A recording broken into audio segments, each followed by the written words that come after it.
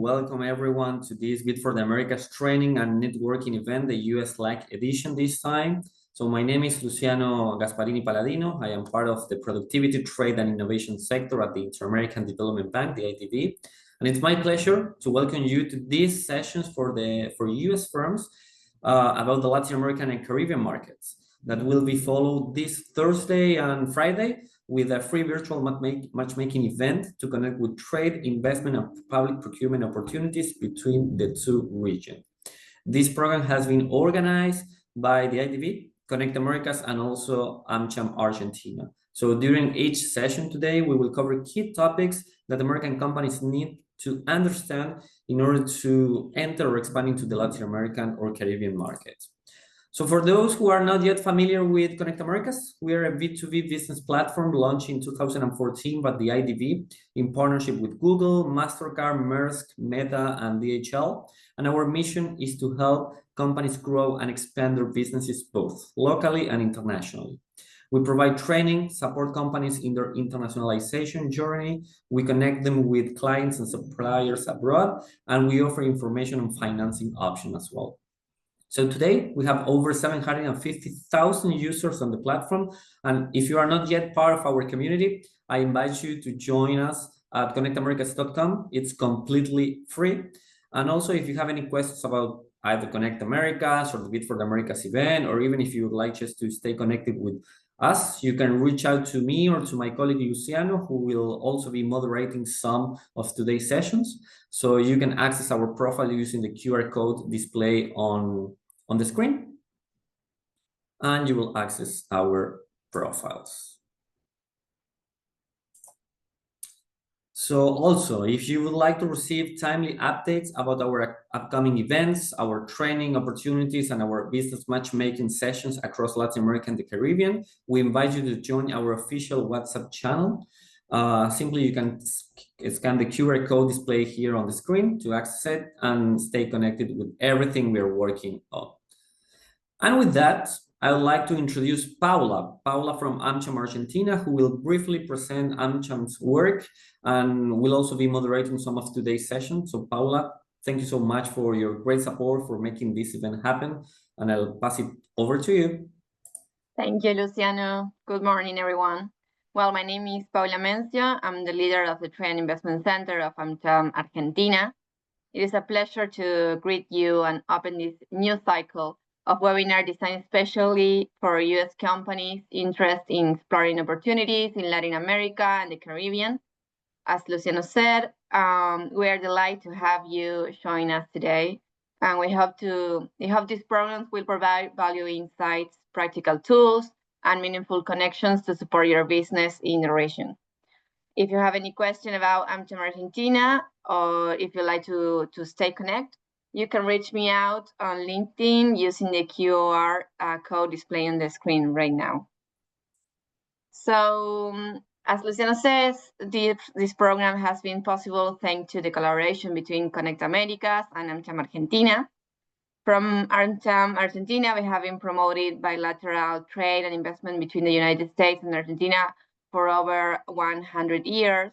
The Chamber fosters an ethical and transparent business environment that contributes both to the objectives of members and to Argentina's economic and institutional development.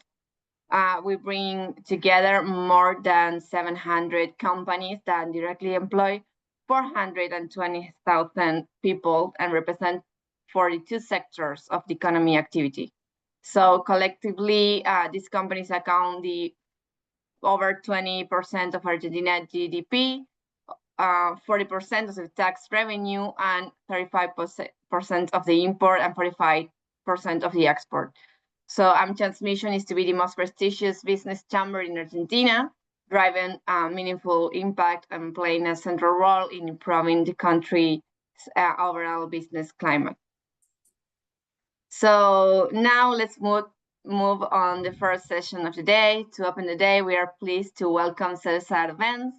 He's an executive director of the U.S. Columbia Business Council and the Association of the American Chamber of Commerce of Latin America and the Caribbean, the ACLA, at the U.S. Chamber of Commerce. So Cesar will be leading a session on public policy perspective for the US companies in Latin America and the Caribbean. So Cesar, thank you so much for your time and for being here with us today. So the floor is yours.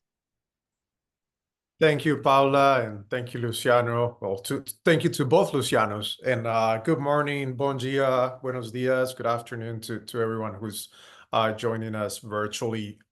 It's an honor and a pleasure to be here with you today. This conversation could not come at a better time, but I want to begin by recognizing our partners at the IDB, Connect Americas, and AmCham Argentina. It's truly a privilege to join you today on behalf of the U.S. Chamber of Commerce.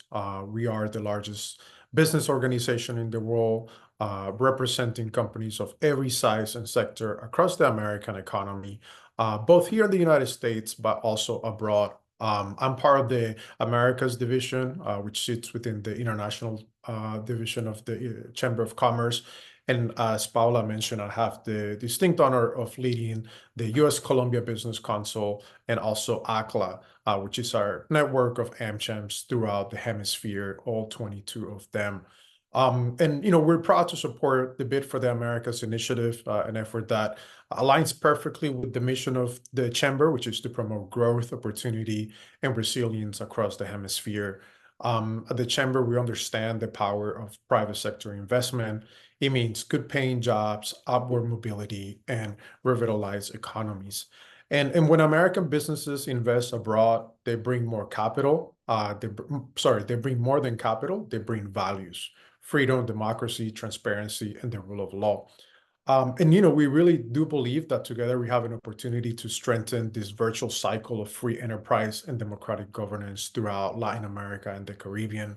And that starts with expanding the presence of American companies in the region. And we're building on a strong foundation.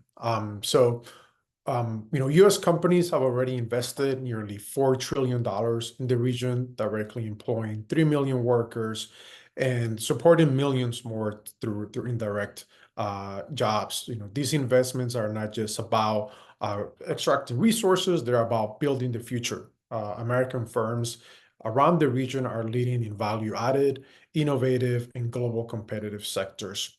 And that's why the Chamber has long championed deeper trade ties across the Americas, and we've seen real progress. The U.S. is a top trading partner for more than 2/3 of the region's countries, with nearly $2 trillion in annual trade. This robust, sophisticated, and mutually beneficial commerce for the entire hemisphere. So today, what I'd like to do is, I'd like to share a high-level overview of the policy landscape for the region and what we at the Chamber of Commerce are advocating for to drive investment, unlock growth, and deepen partnerships across the region. So this will be, I guess, sort of this first session will be more of a public policy dialogue rather than the more sort of technical business development conversations that you will have later on today. So let's talk about what it takes to unlock the full potential of the Americas, which is what we believe at the Chamber of Commerce and what our member companies believe. I will say that one of the most critical pillars of investment is regulatory certainty and the rule of law. U.S. companies operating across Latin America and the Caribbean consistently emphasize the need for a stable, transparent, and predictable regulatory environment. And this is what we advocate for. At the Chamber, we advocate for legal and institutional frameworks that enable long-term investment, profitability, and just as important, trust. Because let's be clear, the rule of law isn't just a legal concept, it's a business imperative. And as you think about going into business in the region, you'll start to notice that the rule of law is probably the most important factor that you need to pay attention to. So for companies that are making decisions about where to invest and where to operate, several principles must be in place. And these are principles that you just need to keep in mind as you're thinking through this journey. So first of all is transparency. Businesses need clear, accessible laws and regulations. Predictability, rules must be applied consistently. Investors need to know what to expect, not just today, not just tomorrow, but beyond. So predictability goes beyond political cycles. Stability, regulatory frameworks that should transcend political cycles. So these sudden or retroactive changes typically erode confidence and install investment. Enforceability and accountability, these are legal protections that must apply equally to both the public and the private sector, so fair treatment for all. And then last but not least, due process. Disputes must be resolved through fair, transparent, and pre-established procedures. These principles aren't just abstract, they're a foundation of a competitive, inclusive, and resilient economy. They protect investments, including intellectual property, which I highly encourage everyone to pay close attention to as you think about, again, going into, into the region, and ensure a level playing field for businesses of all sizes. Again, and I want to reemphasize this. This isn't just a matter of this only applies to multinational companies. This applies to all business sizes. You got to make sure there's predictability. You got to make sure there's due process. You got to make sure that you understand the sort of the lay of the land, because the rules and regulations of the countries will impact your ability to do business. But here's the good news. Countries across the region are actively promote and defend the rule of law are seeing the benefits. They're cultivating climates that attract investment, that create jobs and drive shared prosperity. And that's why we continue to champion these values from the chambers. They're not just ideals, they're practical tools for economic transformation. I'd like to share some insights from a survey that we did back in 2023. That seems like a long time ago, but I think it's still very relevant. It was one of the outcomes from the CEO Summit of the Americas in Los Angeles. We did a survey titled "Unlocking Latin America's Nearshoring Potential: Breaking Down the Barriers." Obviously, I think the conversation has shifted since 2023, but some of the findings from the survey I think are still very relevant to today's conversation. So we surveyed a number of U.S. companies. We wanted to understand how they view nearshoring, and how they view the Americas. And the message was clear. There was interest from U.S. companies in the Americas. Businesses were mentioned that they were actively exploring opportunities to bring supply chains closer to home. And Latin America and the Caribbean are front and center in that conversation. But while the potential was strong and is strong, barriers remain. So I mentioned there are regulatory challenges like inconsistent enforcement and opaque processes that continue to slow progress. Companies say that they need clarity, consistency, and confidence to commit long term. And then also when it comes to decision making, what the companies told us was that logistics is king. It was the most important factor for them. So shipping costs and delivery times are top factors for driving sourcing and investment decisions. And while geographic proximity might seem like an advantage, on its own, it was just not enough.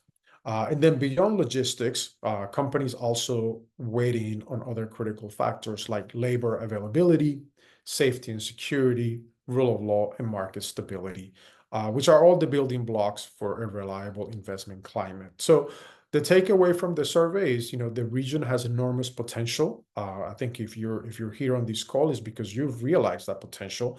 But unlocking that potential requires targeted reforms, smarter infrastructure, and a commitment to transparency and predictability from governments across the region.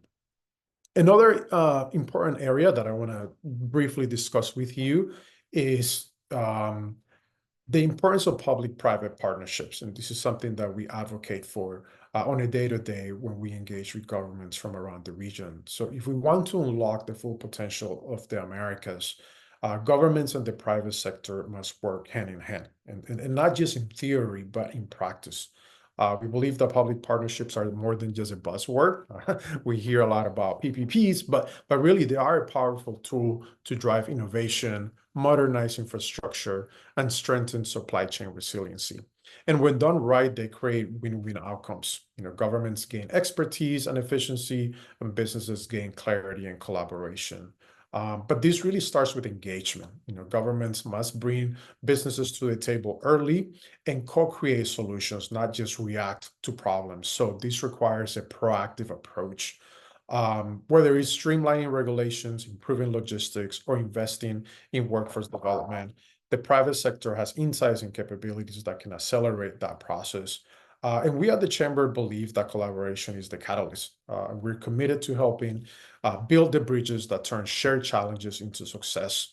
Again, we do this on a day-to-day basis through our engagement with governments throughout the region, where we take delegations to the region through our ACLAT network, through our bilateral consuls.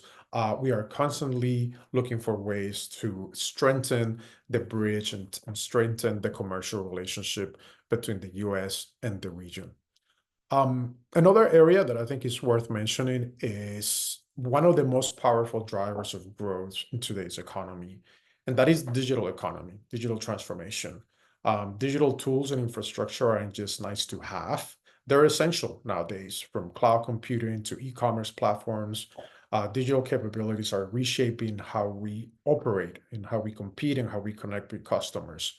But to fully unlock this potential, companies need, again, clear and consistent regulatory frameworks. Without them, innovation stalls, and businesses, especially MSMEs, and I like to add the M at the beginning because that reflects micro businesses, they struggle to scale. So, regulations should be there to facilitate and accelerate rather than to stall progress. And that's why investments in digital infrastructure and digital skills are so critical. They don't just boost competitiveness, they open doors, and they help MSMEs access new markets, streamline operations, and participate in global value chains. I'm sure that most of you, some of you who are looking at entering the Americas, entering the Latin America, Caribbean market, you may do this through a digital platform. I mean, that's sort of like your first entry, your first gateway. But there have to be, the right rules and the frameworks that allow you to do that. So in short, digital transformation is a gateway to inclusive growth. And if we get it right, it will be a cornerstone of economic resilience across the Americas. Next, I'd like to talk about that no strategy for growth is complete without investing in people. And this is something that the Chamber and our member companies advocate for, and actually invest a lot of resources and time on. We strongly believe that skilled workforce is the backbone of any competitive economy. This was reflected on the survey that we did back in 2023. And when we talk to companies about when they're making decisions about new investments, human capital and workforce always ranks top of mind. So as industries evolve and technologies advance, businesses are looking for policies that prioritize education, training, and reskilling. And it's not just about filling jobs, it's about preparing workers for the jobs of tomorrow. And this cannot be done in silos. Going back to public-private cooperation, collaboration between governments and the private sector is essential here. So, both working together, we can bridge the talent gap, align training with market needs, and create real opportunities for workers across the region. So, when we invest in human capital, again, we're not just building a workforce, we're building resilience, innovation, and inclusive prosperity. And this is, again, key as you're making these decisions about investing and entering the Americas. So I want to start kind of closing these out with a call to action, and some recommendations specifically for this journey that you're in. As we look ahead, the path to deeper engagement in the Americas is clear, and it starts with action. I mentioned at the beginning the number of U.S. companies and the big trillions of dollars in investment. We want to continue to see that. I think that's why platforms like Bid for the Americas is so critical in the work that Connect Americas does. But there are some things that companies need to understand. So, here are just a few that I want to leave you with. First, understand your trade dynamics. There's a big war out there that we've seen in the last few months, which is tariffs. Tariffs shape cost structures and competitiveness. Know how they impact your products, know how they impact your operations. And this is important because this will allow you to make smarter strategic decisions. Understand trade agreements. The US has about 20 trade agreements around the world, with most of them in Latin America and the Caribbean. These trade agreements reduce barriers, they open markets, and they protect investments. So make sure that you understand what these trade agreements do and how they will impact you both negatively or positively. Also, understand trade and investment framework agreements, or better known as TIFAs. These are all other platforms for ongoing dialogue and cooperation. They're tools for building long-term and stable commercial relationships. The US has these TIFAs all around the world, and we have a bunch of those in the region. So make sure that you understand what those are. Engage early and often, build relationships with local governments, chambers, and legal experts. That early engagement builds trust and helps navigate complex regulatory landscapes. I think a great partner here will be AmCham Argentina, right? If some of you are looking at potentially expanding your operations in Argentina, an entity like AmCham Argentina will be a great partner for you. So engage early and do it often. Stay ahead of the curve, right? We are living in a very dynamic moment. Things are changing very fast, and these policy shifts will impact how you do business, or whether you do or if you don't do business. So make sure that you pay attention to what's happening on the policy front. This may seem a little tedious. We're policy nerds. This is what I like to do. I'm not on the business development side of things. So policy is what I do. I find this to be, very fascinating. But think about policy as the enabler for you to be able to invest and do business, not just in the Americas, but all around the world. So monitor developments to stay compliant, to stay agile, and to be ready to adapt. Also plan for risk. Political and regulatory volatility is real, especially in our region. So diversify, prepare, and protect your supply chains and investments. You never know what's going to happen. And then last but not least, I highly encourage you to use all of the resources that are available to you, most of them which are at no cost to you. From the federal government, state government, local governments, they all have programs and resources to support MSMEs with their internationalization journey. So don't leave these resources on the table. Again, most of these are at no cost, and I don't say free, because we are paying for those through our taxes, but they are most of the time at no cost to you. So highly encourage you to use those resources, and of course the resources of the IDB, the Connect Americas, and others. So the opportunities here, I really do think that this is just cannot imagine a better time to be having this conversation. You have the tools available, you have the partners available, so it's really just the time to act. So in closing, to the companies joining us today, again, the opportunity is real, and it's time to grow. And we at the U.S. Chamber of Commerce remain fully committed to working with governments, partners like the IDB, like Connect Americas, like our ACLAT network, and other stakeholders across the region to build a more competitive, resilient, and inclusive hemisphere. So thank you again so much for the invitation. Look forward to staying in touch. I don't have a QR code, but I'm easily found. You can look me up on LinkedIn. And if you have any questions or would love to stay in touch, feel free to reach out. Over.